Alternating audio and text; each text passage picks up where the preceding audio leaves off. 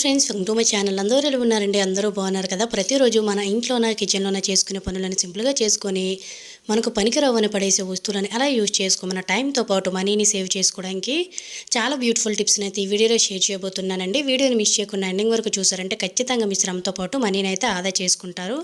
అలాగే వీడియో కనుక నచ్చినట్లయితే ప్లీజ్ ఒక లైక్ చేయడం అయితే మర్చిపోకండి. ఇంక ఫస్ట్ టిప్ అయితే తెలుసుకుందాము.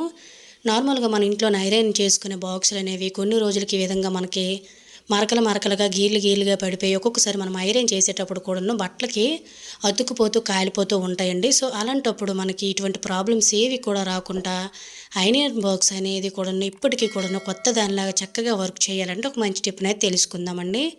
దానికోసం నేను ఇక్కడైతే బేకింగ్ సోడా అనేది ఉంటుంది కదండి, అది వంట సోడా అని అంటూ ఉంటారు. దాన్ని ఒక పావు టీ స్పూన్ అయితే వేసుకోండి. కొంచెం ఎక్కువ మురికి ఉందంటే కొంచెం ఎక్కువ వేసుకోండి. ఆ తర్వాత కొంచెం అంటే కొంచెం వెనిగర్ని అయితే వేసుకోండి. ఈ రెండింటితో మనము అప్పుడప్పుడు కూడాను ఐరన్ బాక్స్ని కనుక క్లీన్ చేసామనుకోండి, మనకి మురుకు లాంటిది గీళ్ళు లాంటివి కట్టని ఏమీ కూడా ఉండవండి. నేను ఎటువంటిది కూడాను పెట్టి రుద్దలేదండి. జస్ట్ మనం తయారు చేసుకుని లిక్విడ్ పెట్టేసుకున్న తర్వాత ఒక కాటన్ గుడ్డతో కానీ లేదంటే ఇలా ఒక టిష్యూ పేపర్తో నీట్గా కొంచెం నొక్కు పెట్టి తుచ్చామనుకోండి, చక్కగా నీట్గా వాటి మీద ఉండే మరకలన్నీ కూడా చూసారు కదండి ఎంత చక్కగా రిమూవ్ అయిపోయి. ఎటువంటి స్క్రబ్ను కూడా నేను యూజ్ చేయలేదు. స్మూత్గా దీన్ని క్లీన్ చేసేసామంటే స్మూత్గా ఉంటుందండి. ఐరన్ బాక్స్ లోన వైపు కూడా వాటర్ లాంటిది గట్టను పోకుండా ఇలా అప్పుడప్పుడు క్లీన్ చేసేసామంటే మరకలు గీర్లు లాంటివి గట్ట పడకుండా, సో మనం బట్టలు ఐరన్ చేసేటప్పుడు కాలిపోకుండా స్మూత్గా ఎక్కువ రోజులు మన్నికి వస్తాయండి. ఖచ్చితంగా తప్పకుండా ట్రై చేయండి. అలాగే ఫ్రెండ్స్, ఇంకా మీలో ఎవరైనా మన ఛానల్ సబ్స్క్రైబ్ చేసుకోలేకపోతే ప్లీజ్ సబ్స్క్రైబ్ చేసుకొని పక్కన ఉన్న బెల్ ఐకాన్ ఆల్లో యాక్టివేట్ చేసుకున్నారంటే ప్రతిరోజు నేను చేసే వీడియోస్ అన్నీ డైలీ నోటిఫికేషన్లు వస్తాయి. సో ఈ టిప్ కూడా యూజ్ అయిందని అనుకుంటున్నాను. ఇంక సెకండ్ టిప్ని అయితే తెలుసుకుందామండి. మన ఆడవారము స్టిక్కర్స్ అనేవి పెట్టుకునేటప్పుడు సో ఇటువంటి ప్యాకెట్స్ అనేవి మిగిలిపోతూ ఉంటాయి కదండి, వ్యాపర్స్. సో వాటిని మనం పడేస్తూ ఉంటామండి. వీటి వల్ల కూడా మనకి చాలా యూజెస్ అయితే ఉంటాయి. ఈ ప్యాకెట్స్ అనేవి మనకి చాలా స్ట్రాంగ్గా ఉంటాయండి. సో దానికోసం మనం అయితే ఇక్కడ ప్రతిరోజు వాడే చిన్న ఏటీఎంస్ కార్డు కానీ లేదంటే ఆధార్ కార్డులు కానీ ఇటువంటివన్నీ కూడా మనకి ఇంపార్టెంట్ డాక్యుమెంట్స్ అనేవి చిన్నవి ఉంటాయి కదా. సో అవన్నీ కూడా మనం పర్సులో పెట్టుకోవచ్చు. సో దానికోసం నేను ఇక్కడైతే తీసుకునే స్టిక్కర్ ప్యాకెట్కి ఊడిపోకుండా కింద వైపున అంటే ఎటువైపు అయినా కూడా మనం ఇలా పిన్ చేసేసుకుంటే సరిపోతుందండి. చాలా స్ట్రాంగ్గా ఉంటాయి. ప్రతి ఒక్కరు కూడా వీటిని వాడుతూ పడేస్తూ ఉంటామండి. సో అలా పడేయకుండా చక్కగా మనం బయటకు వెళ్ళేటప్పుడు మన హ్యాండ్ బ్యాగ్లో కానీ పర్సులో కానీ విడిపోకుండా అన్నిటిని కూడా చక్కగా ఇలా ఏటీఎం కార్డులు కానీ పాన్ కార్డ్స్ కానీ ఇలా అన్నీ ఉంటాయి కదండి, చిన్న డాక్యుమెంట్స్. సో వాటన్నిటిని కూడా మనతో పాటు సేఫ్గా తీసుకుని వెళ్ళొచ్చండి. ఎవరు తీసే ఛాన్స్ కూడా ఉండదు. సో స్టిక్కర్ ప్యాకెట్ అనుకుంటారండి చూసినట్లయితే, బయటకు కూడా మనం కనిపించకుండా చిన్న కవర్ కూడా చేసుకోవచ్చు. ఈ విధంగా మనం తయారు చేసుకుని అన్నిటిని పెట్టుకోవడం వల్ల ఏంటంటే చిన్న పర్సుల్లో కూడా మనం ఎక్కడైనా క్యారీ చేసేటప్పుడు కూడాను చాలా సింపుల్గా అయితే ఉంటుందండి. నేను ఇక్కడైతే ఈ ప్యాకెట్లో 4-5 వరకు కూడాను సో పెట్టేసి ఈ విధంగా చిన్న పర్సులో కూడా మీకు పెట్టి చూపిస్తున్నానండి. ఎక్కువ ప్లేస్ కూడా మనకి ఆక్యుపై చేయదు. యూజ్ అవుతుందంటే ట్రై చేయండి. ఇంకా థర్డ్ టిప్ని అయితే చూద్దామండి. ఇంట్లోనే వాడలేని క్లాత్తో మనం ఇంట్లోనే మాప్ స్టిక్ని ఎలా తయారు చేసుకొని మనం మనీని సేవ్ చేసుకోవడానికి ఒక మంచి టిప్ని అయితే తెలుసుకుందామండి. నా దగ్గర ఇలా వాడలేని 2 ఓల్డ్ లెగ్గిన్స్ అయితే ఉన్నాయండి, పాడైపోయి. మీ దగ్గర ఓల్డ్ లెగ్గిన్స్ లేనట్లయితే టీ షర్ట్లు అనేవి ఉంటాయి కదండి, సో మనకి బనియన్ క్లాత్ అయితే బాగుంటుందండి. లెగ్గిన్స్కి ఈ విధంగా మనకి లెగ్స్ దగ్గర ఉండే పార్ట్ని ఈ విధంగా కట్ చేసుకొని ఈ విధంగా పూర్తిగా మనకి విడిపోయినట్లయితే కట్ చేసుకున్న తర్వాత మనం కట్ చేసుకున్న దాన్ని ఈ విధంగా వీడియోలో చూపిస్తున్న విధంగా 3 మడతలు పెట్టేసుకొని ఈ విధంగా సన్నంగా కట్ చేసేసామనుకోండి మనకి సింపుల్గా పని అయిపోతుందన్నమాట. నార్మల్గా మనం ఇల్లు తుడుచుకునే తడిగుడ్డ కొనుక్కోవాలంటే 300 నుంచి 400 రూపాయలు ఉంటుందండి. అలా కాకుండా వేస్ట్ అనుకుని పడేసే గుడ్డలతో ఇంట్లోనే ఈజీగా మాప్ స్టిక్ని తయారు చేసుకోవచ్చు జస్ట్ పావు గంటలో. ఈ విధంగా 2 కలర్స్ అయితే నేను తీసుకున్నానండి. అంటే మాప్ స్టిక్ అనేది చాలా బాగుంటుందండి.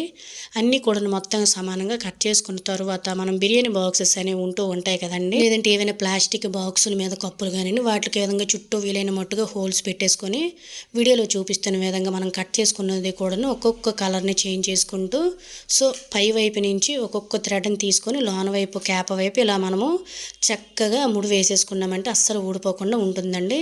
సో చూసారు కదండి, ఇంతకుముందు నేనైతే వేరే కలర్ పెట్టాను, ఇప్పుడైతే ఇంకొక వేరే కలర్ అయితే పెడుతున్నాను.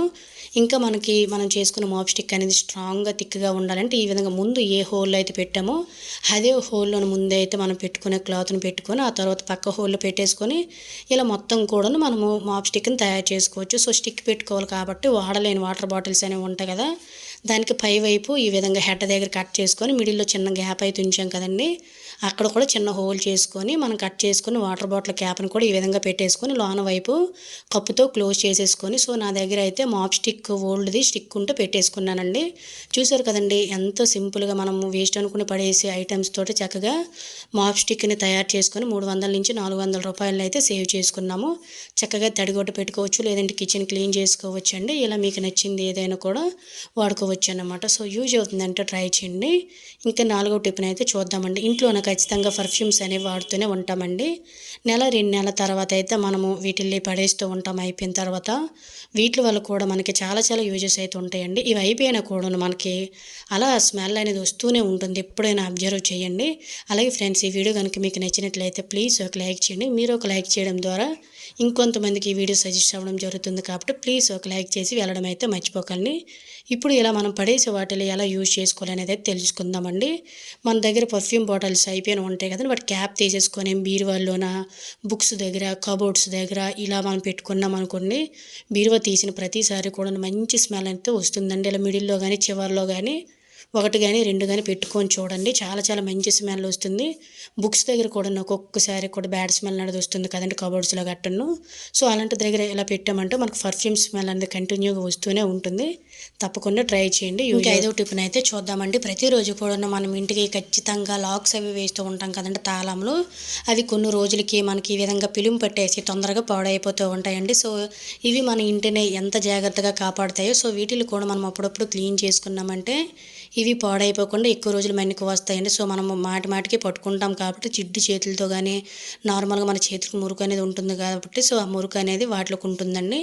అలా మురుకు అనేది లేకుండా ఎలా క్లీన్ చేసుకోవాలంటే టీ పొడి అనేది ఉంటుంది కదండి, సో దాన్ని కొద్దిగా అయితే ఈ విధంగా ఒక పావు టీ స్పూన్ ఒక బౌల్లోకి తీసుకొని మనము పళ్ళు తోముకుని పేస్ట్ అనేది ఉంటుంది కదండి, ఏదైనా మీ ఇష్టమేనండి. ఇలా కొంచెం వేసుకొని మిక్స్ చేసుకున్న తర్వాత కొంచెం 2-3 డ్రాప్స్ వరకు కూడా లేదా 1 టీ స్పూన్ వరకు కూడా వెనిగర్ని వేసుకొని మొత్తం కూడా మూడింటిని కూడా ఈ విధంగా మిక్స్ చేసేసుకొని మనము నెల రోజులకు ఒకసారి కానీ 15 రోజులకు ఒకసారి కానీ ఇలా క్లీన్ చేసేసామనుకోండి, సో చాలా బాగా వర్క్ అవుతుందండి. మురుకు లాంటివి గట్ట పట్టకుండా ఉంటుంది. ముఖ్యంగా మనకి సో తాళం కప్పలకి పిలుము అనేది పడుతుంది కదా, సో అది కూడా ఉండదండి. ముందైతే లోనకి పోకుండా మనం తయారు చేసిన మిశ్రమం తాళాన్ని ఈ విధంగా లాక్ చేసేస్తున్నాను అనమాట. అలాగే ఫ్రెండ్స్, ఇంకా మీరు ఎవరైనా మన ఛానల్ సబ్స్క్రైబ్ చేసుకోలేకపోతే ఇటువంటి ఉపయోగకరమైన టిప్స్ కోసం మన ఛానల్ సబ్స్క్రైబ్ చేసుకోండి. అలాగే ఈ వీడియో కనుక నచ్చినట్లయితే మీ ఫ్రెండ్స్ అండ్ ఫ్యామిలీకి షేర్ చేయండి. ఈ విధంగా చిన్న కాటన్తో కానీ గుడ్డతో కానీ తీసుకొని ముందు వైపు ఈ విధంగా ఫింగర్తో మనకి తాళం పెట్టే హోల్ ఉంటుంది కదా, దాన్ని ఈ విధంగా ఓపెన్ చేసుకోకుండా ఇలా నీట్గా క్లీన్ చేసేసామంటే టీ పొడి కూడా లోనకి వెళ్ళదండి.